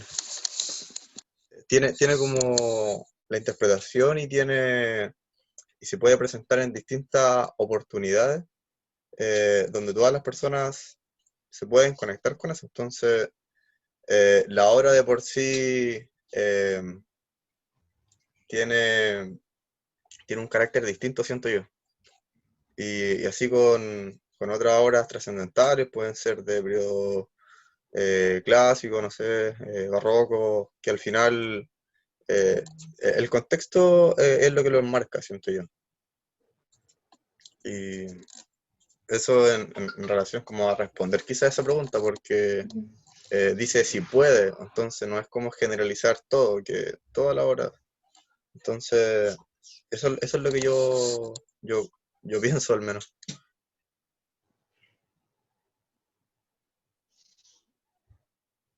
Sí, mira, con respecto a eso, hay como desde la filosofía hay harta reflexión. Kant, por ejemplo, dice que no, que el artista siempre está atado a la obra, pero en la actualidad hay una mayor, como quizás, apreciación de que es independiente, de que la obra a veces toma vida propia, independiente del creador, eh, que hay obras que se escapan a la posibilidad que tiene el autor de poder delimitar cuáles van a ser los caminos que va a seguir. Por ejemplo, hay con respecto a derechos humanos, la típica imagen que es como la silueta nomás de cualquier rostro, de cualquier cuerpo, que comenzó en Argentina, pero que la hizo un artista y hoy día es un símbolo. O sea, da lo mismo en qué parte del mundo hay un detenido desaparecido, es la imagen y es la obra que va a definir esa característica o ese fenómeno. Hay, por ejemplo, lo que tú mencionabas, la obra de Víctor Jara, también hay canciones que trascienden, da igual como que toman una vida propia, da lo mismo quién la interprete, da lo mismo como el contexto que sea realmente como relativo a la unidad popular o no, si tiene que ver con partido o no, es autónomo, como que tiene una vida propia. Y en eso, no sé, por supuesto que no hay algo acabado, sino que también tiene mucho que ver la intencionalidad que le ha dado el artista, que eso lo discutíamos con Joaquín un día. ¿Qué tanto tiene que ver con esa intención primera del creador como con el camino que sigue después, que lo puede utilizar, por ejemplo, una obra musical en el nazismo, o que se puede utilizar hoy en día para trabajar el tema de octubre? Son contextos totalmente distintos, pero se puede interpretar una obra de igual forma porque apela a cosas que son de un nivel mayor dentro del humano, como pueden ser términos o conceptos como la libertad. Y la libertad puede estar presente en cualquier ideología.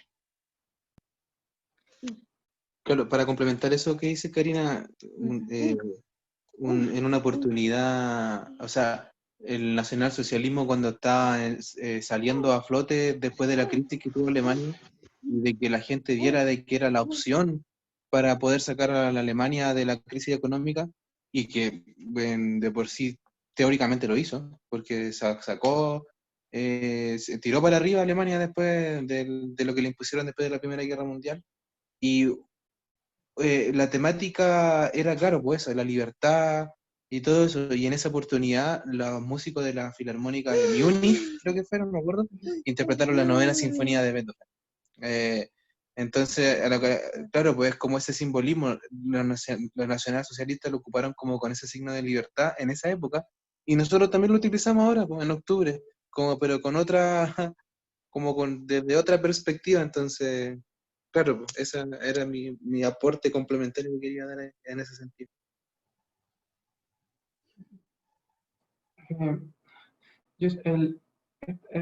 Curioso, bueno, al tema que también tiene relación con octubre de Chile. Igual la música de Víctor Jara está totalmente conducida por un movimiento político. Eso igual es importante. Hay mucha arte que ha generado impacto, pero también ha sido visiblemente, abiertamente, eh, con raíces políticas, con fines políticos. Eso igual es importante. Porque hay otro arte que sirve como, ha sido como para la humanidad, el hecho de observar la perspectiva, la misma ópera que está diseñada en un cuadrado con tres con 3 lados, un fondo, un largo, un ancho. Están ajustados y diseñados para que el ojo disfrute ese efecto que genera la escenografía en una ópera, y así también la letra. Eh, hay mucho arte que, que tiene posturas bien definidas, y siento que eso, en el caso de Víctor Jara, Quilapayún y todo, está muy marcada. Es notable porque anterior a este movimiento político, la música chilena está supeditada a otro estilo. Eh, Incluso, no sé, Jorge González, cuando viajó a Estados Unidos, conoció la tecnología de la nueva guitarra y después llegó acá y lo implementó en la música de los prisioneros, que causó demasiado revuelo.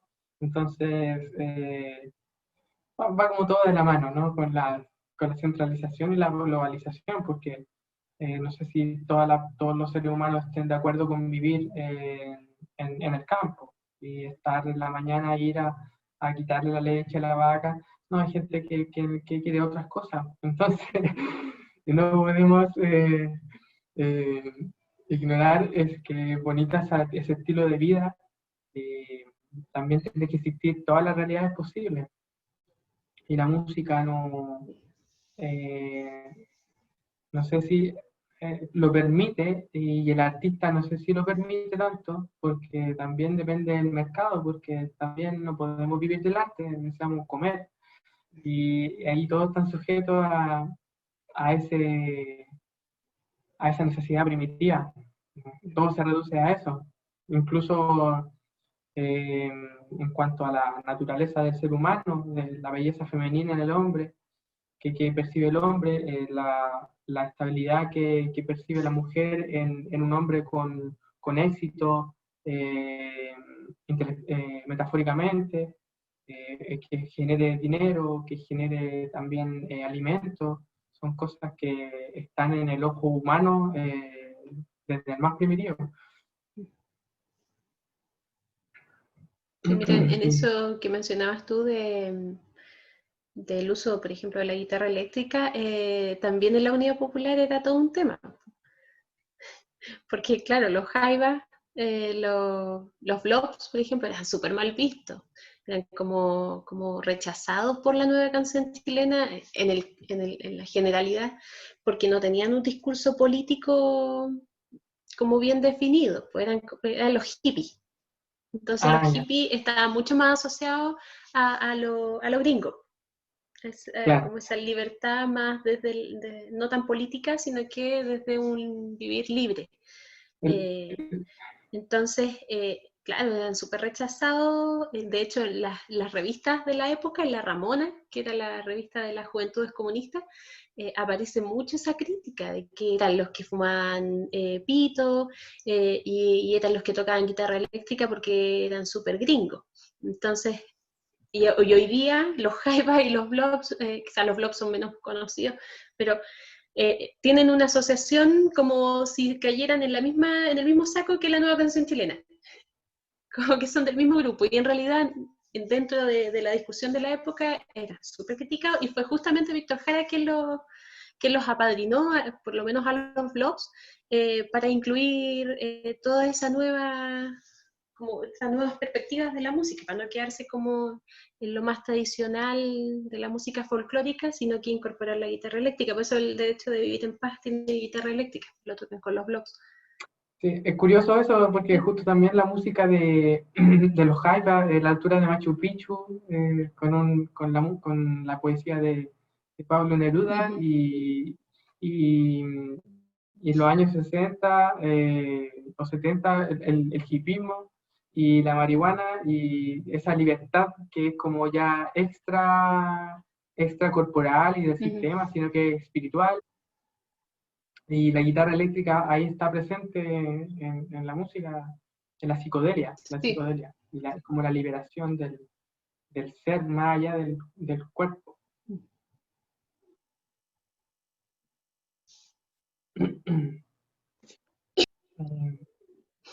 en los años 60 ocurrió que los hippies le ponían LCD en las manillas de los autos a los pacos para que alucinaran.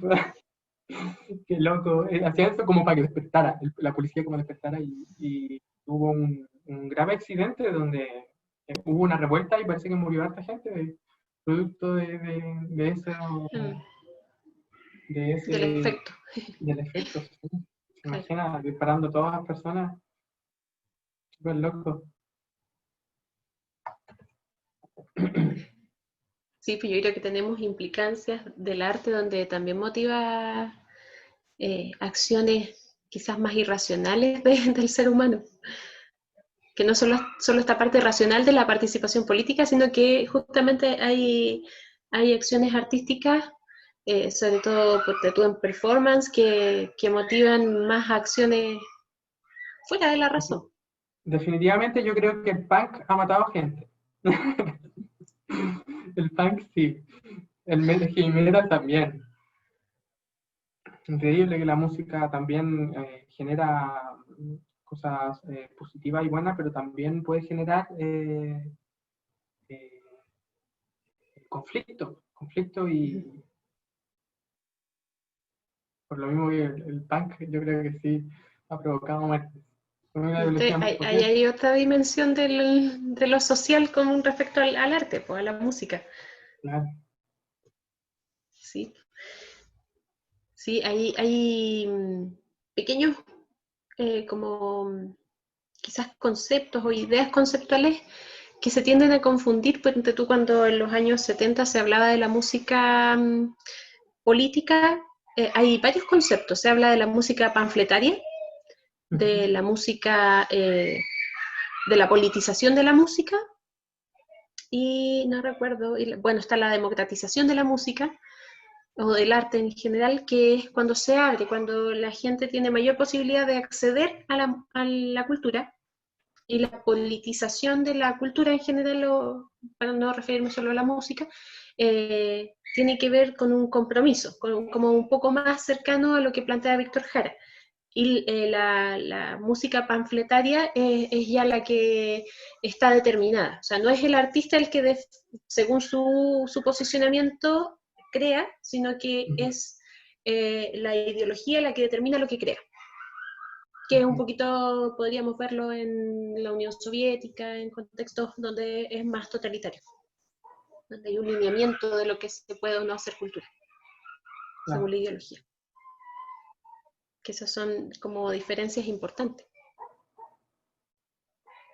Sí. Pero un poco para ir cerrando también por la hora, tengo labores de madre, hay que hacer tuto, y de alguna forma agradecer el espacio, porque siempre es interesante poder discutir sobre estas aproximaciones que a veces uno tiene fragmentadas. El sistema actual, cómo se ha construido el orden de la sociedad que tenemos, tiene que ver mucho con estos roles que nos habla Hugo Semmelmann al principio, y que es la fragmentación del ser, porque nosotros como que obedeciendo al rol, o obedecemos a lo que es ser músico, o lo que es ser artista, o lo que es ser profesor, o lo que es ser intelectual, o lo que es ser médico, por ejemplo, para referirnos también a otras áreas, o científico, pero es como si fuera fragmentado, es como que si somos estudiantes, dejamos de ser artistas, o si somos artistas, dejamos de ser profes, o dejamos de ser padres, que son otras dimensiones de la vida que el sistema tiende a fragmentar. O sea, si tú eres, por ejemplo, profesor, tienes que tratar de limitar, por ejemplo, la emocionalidad. O sea, no comprometerte, no estar ahí como en esa ambigüedad con los estudiantes. Hoy en día, por un tema de derecho también y de conflictos con el tema sexual, el tema de no tocarse, hay una constante limitación, y para como que se establecen los parámetros lo parametral, con respecto a cuál es nuestro rol y cuál es nuestra función en la sociedad. Y eso, esa fragmentación, esa división, es lo que hoy día también de alguna forma nos convoca, porque ser estudiante, que ustedes se consideren estudiantes, es distinto a considerarse artista. Ustedes todavía no pueden ser considerados artistas. Ustedes hoy día son ciudadanos o son solo profes, porque el rol de profe es súper limitante. El rol de profe sí que tiene parámetros, porque cuando uno es profe tiene que ser un poco más neutral. Uno no puede mostrarse como es, sino que es el rol. Es la función que uno está formando a otras personas y se supone que no tiene que tener tanta influencia en lo que uno opina personalmente. Pero cuando uno es padre está formando y es uno. Uno es una persona, es integral. Entonces, claro, hay muchos parámetros que nos ha puesto la sociedad que nos va fragmentando, que nos va haciendo tener una conciencia fragmentada de lo que somos. Y en eso, de alguna forma, esta conversación, yo intenté que fuera una invitación a ser consciente de las distintas cosas que nos van determinando, cómo estamos pensando el conocimiento, que no sea solo este momento, sino que quede como una constante en ustedes, que pueda ser una invitación permanente, a que ustedes puedan reflexionar sobre cómo están actuando en la sociedad, sobre cuál es su aporte, cuál es su aporte como personas, como ustedes, como estudiantes hoy día, cuál es su aporte como también profesionales, cuál es de alguna forma el bagaje cultural y todo lo que los ha determinado a ustedes para ser quienes son. Porque no es casual, uno no es porque es, sino que las experiencias nos han determinado y lo importante no es decir, oh, yo no puedo ser otra cosa porque ya fui así, sino que es justamente, yo reconozco que soy así y puedo cambiar. O puedo no cambiar, y hay cosas que yo valoro de mí. Entonces esa es la riqueza de la conciencia, que uno pueda evaluar y tomar decisiones, porque esa utopía es utopía mientras nosotros no la construyamos. Esa sociedad que tenemos en mente en nuestro discurso no va a ser posible mientras nosotros en nuestra acción diaria no la transformemos. Mientras no sea ese discurso, solo discurso, sino que sea acción. Y esa es la invitación, y por eso quise que reflexionáramos bastante sobre lo que es el arte, porque es de alguna forma lo que ustedes los ocupa, es su quehacer. Dejé un poquito más de lado quizás lo educativo, porque siento que también tiene ese trasfondo, o sea, tanto el arte como la educación potencian un montón, fuertemente al ser humano a reflexionar, que quizás estaba olvidado en la educación porque no es el centro es como transmitir conocimiento, pero justamente el educar, el hecho de que la escuela sea un espacio de encuentro social, tiene que ver no tanto con que te llenen la cabeza con conocimientos, sino que justamente con que podamos reflexionar sobre esos conocimientos, o sobre lo que esos conocimientos tienen de impacto en la sociedad, que se ha perdido, quizás se ha perdido ese sentido. Entonces, cuando nosotros somos conscientes, cuando ocupamos este término que nos invita Hugo Saberman, de situarnos, estamos pudiendo de alguna forma elegir cuáles van a ser nuestros lentes para mirar la realidad, cuáles van a ser de dónde vamos a pararnos para poder decidir lo que vamos a hacer. Y eso es propiamente ciudadano. No es la ciudadanía solo de voto, que es la que está tan discursiada como legitimada, sino que es la ciudadanía en el diario vivir. Es que cuando nosotros somos personas y elegimos un quehacer, no nos fragmentamos del ser. O sea, si ustedes son profes, se van a dar cuenta porque quizás es el rol más fragmentado, pero a la vez es el más concebido como que tiene que ser integral, es como una contradicción en sí misma. Es fragmentado porque tú tienes que ser neutral, pero tú eres profe todo el día. Entonces, si el alumno, el estudiante te pilla en la calle, tú tienes que ser un ejemplo incluso en la calle. Entonces es como raro, es una contradicción en sí misma el hecho de ser profe. Eres profe siempre y eres un ejemplo a seguir y tienes que mantener una imagen, pero esa imagen a la vez tiene que ser neutral. ¿Cómo haces que sea neutral si eres tú? Entonces, el rol del profe es bien contradictorio y bien complejo, pero el de artista también. También ustedes, al final todos somos imagen pública porque nos relacionamos con otros. ¿Y qué ejemplo, qué coherencia vamos a dar? ¿Solo discurso Eso es como o lo la que más, acción tiene...? Sí, perdón, disculpa, Antonio. eso es como lo que más miedo me da de la pedagogía, de como de exponer mi vida a todos los apoderados, a todos los alumnos, a todos.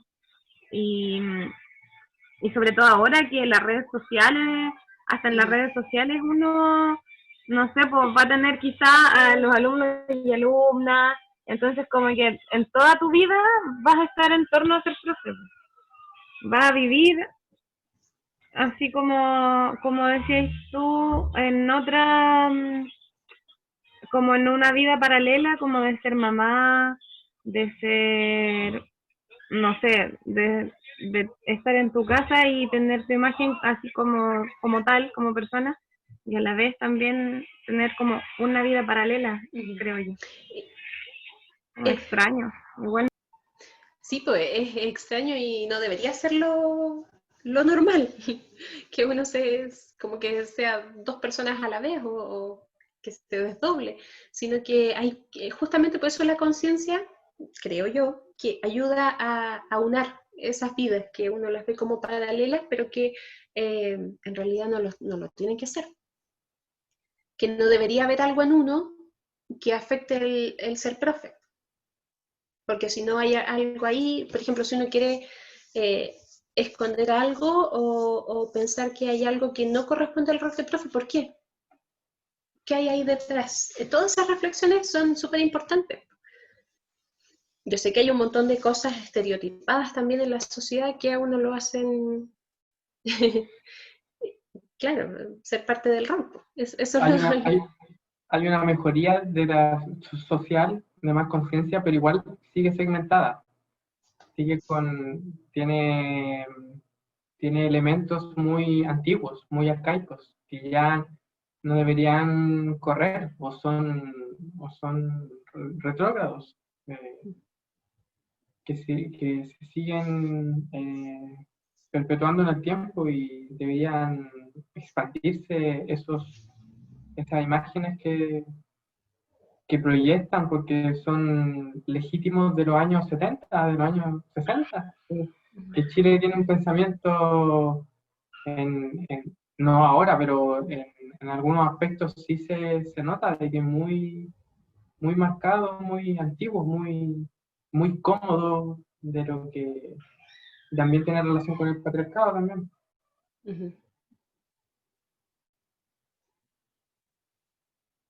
Sí, tiene que ver mucho con la naturalización de ciertas conductas y también de que cuando uno es consciente y sabe quién es y qué quiere más o menos dimensionar en su vida, uno hace elecciones. O sea, si, no sé, por ejemplo, hay distintos tipos de escuelas. Entonces, ser profe en una escuela tradicional, no sé, ¿qué ejemplo poner? No es lo mismo que ser profe en una escuela alternativa. Un Waldorf, claro. Claro. Entonces, también tiene que ver con eso, nuevamente con qué estamos entendiendo por educación, cuál es la educación que queremos construir. No es el trabajo en sí funcional, es porque hay algo detrás. No es trabajar en cualquier escuela, porque tiene que ver también con cómo me construyo yo. Sí, y hay padres también que se asustan y no quieren que sus hijos tengan ningún problema, entonces optan por lo que más funciona, que es una escuela tradicional para que ya elija su futuro próximo y no tenga problemas en su diario vivir. Yo creo que el miedo más grande de todos los padres es que sus hijos no tengan ningún problema en su desarrollo y que sean felices y logren todo.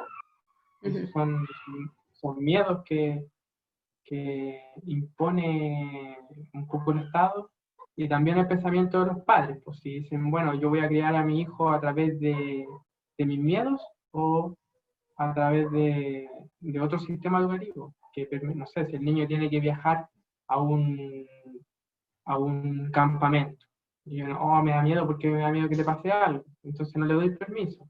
Entonces uno dice, ah, bueno, pero el niño no está aprendiendo porque eso es un apego emocional y es como que el niño no permita que viva eso y el niño tiene la opción de poder vivirlo y tiene que hacerlo. Y no lo hacen porque los padres sienten miedo. Entonces ahí hay una educación inconsciente, no es consciente, a través de los padres. Inconsciente, eso lo vi en una charla de Banco de Chile, una profesora que dan unas charlas, no sé si las conoces, son buenas. Y habla acerca de la educación que le dan los padres a los hijos. Y tiene relación con eso. Sí, sabes que hay unos ejercicios que se llaman, son narrativa autobiográfica, que es cuando uno escribe, por ejemplo, yo les pregunto aquí, ¿cuál es la experiencia en su experiencia en su vida de estudiantes que más los marcó? Y ustedes escriben, no me lo dicen aquí, sino que después en su casa solo comienzan a escribir. ¿Sabes qué? Esta fue la experiencia que más me marcó, porque esto, por lo otro. Y después nos volvemos a juntar todos y lo lees. Y todos los demás te hacemos preguntas que van profundizando. Y uno dice, oye, yo no había pensado en esto, no me acuerdo, o ahora me estoy acordando de esto, y se va ampliando esa narración, va creciendo, y va tomando cosas que en realidad en la memoria estaban olvidadas, estaban en otro nivel de la conciencia.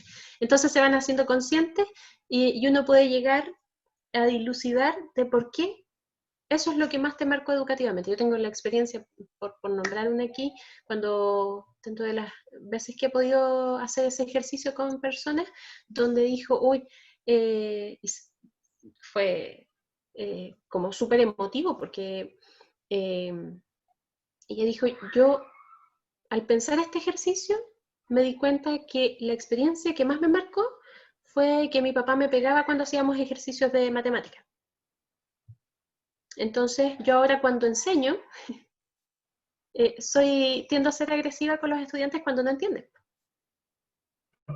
Y ahí hay un ejercicio de conciencia, porque en realidad algo que tú lo tenías tan naturalizado, que era normal, porque lo habían hecho contigo, porque fue la experiencia que tú tuviste, lo repites, lo reproduces. Y esa reproducción, para que se corte y para que deje de ser una reproducción con otras generaciones, tiene que haber un ejercicio de conciencia. Tiene que pensarse, reflexionarse, y para eso es necesario los espacios de diálogo, porque uno solo no ve lo que con otros puede ver. Entonces, por eso es tan rico el compartir. Eso es PNL, ¿no? Mira, no, Neurolingüística.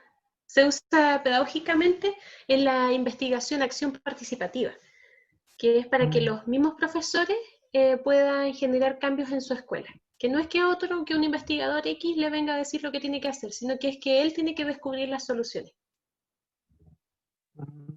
Está bueno. Sí.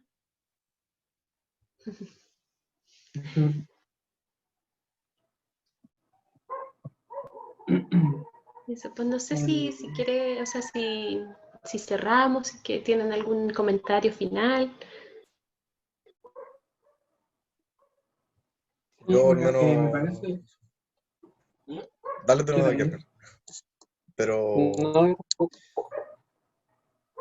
yo al menos siento que la instancia estuvo de reflexión bastante interesante, como a pesar de que hablamos en el conversatorio, igual uno se va como con preguntas para uno mismo, que después las va reflexionando quizás más tarde, las reflexiones con la cabecera, no sé, los próximos días, pero igual estuvo buena la instancia. Sí, estuvo muy bueno. Gracias. Sí, estuvo muy buena, gracias. Bueno, agradecerles yo a ustedes, porque siempre, como ya les he mencionado, es bueno mirar lo que uno está reflexionando con otros. Eso es muy, muy sano y muy enriquecedor, porque, por ejemplo, no he tenido tantas instancias de conversar temas de investigación del arte y la politización del arte con artistas. Porque uno a veces lo ve desde el punto de vista teórico y es distinto pensarlo y dialogarlo con artistas. Así que agradezco harto la instancia.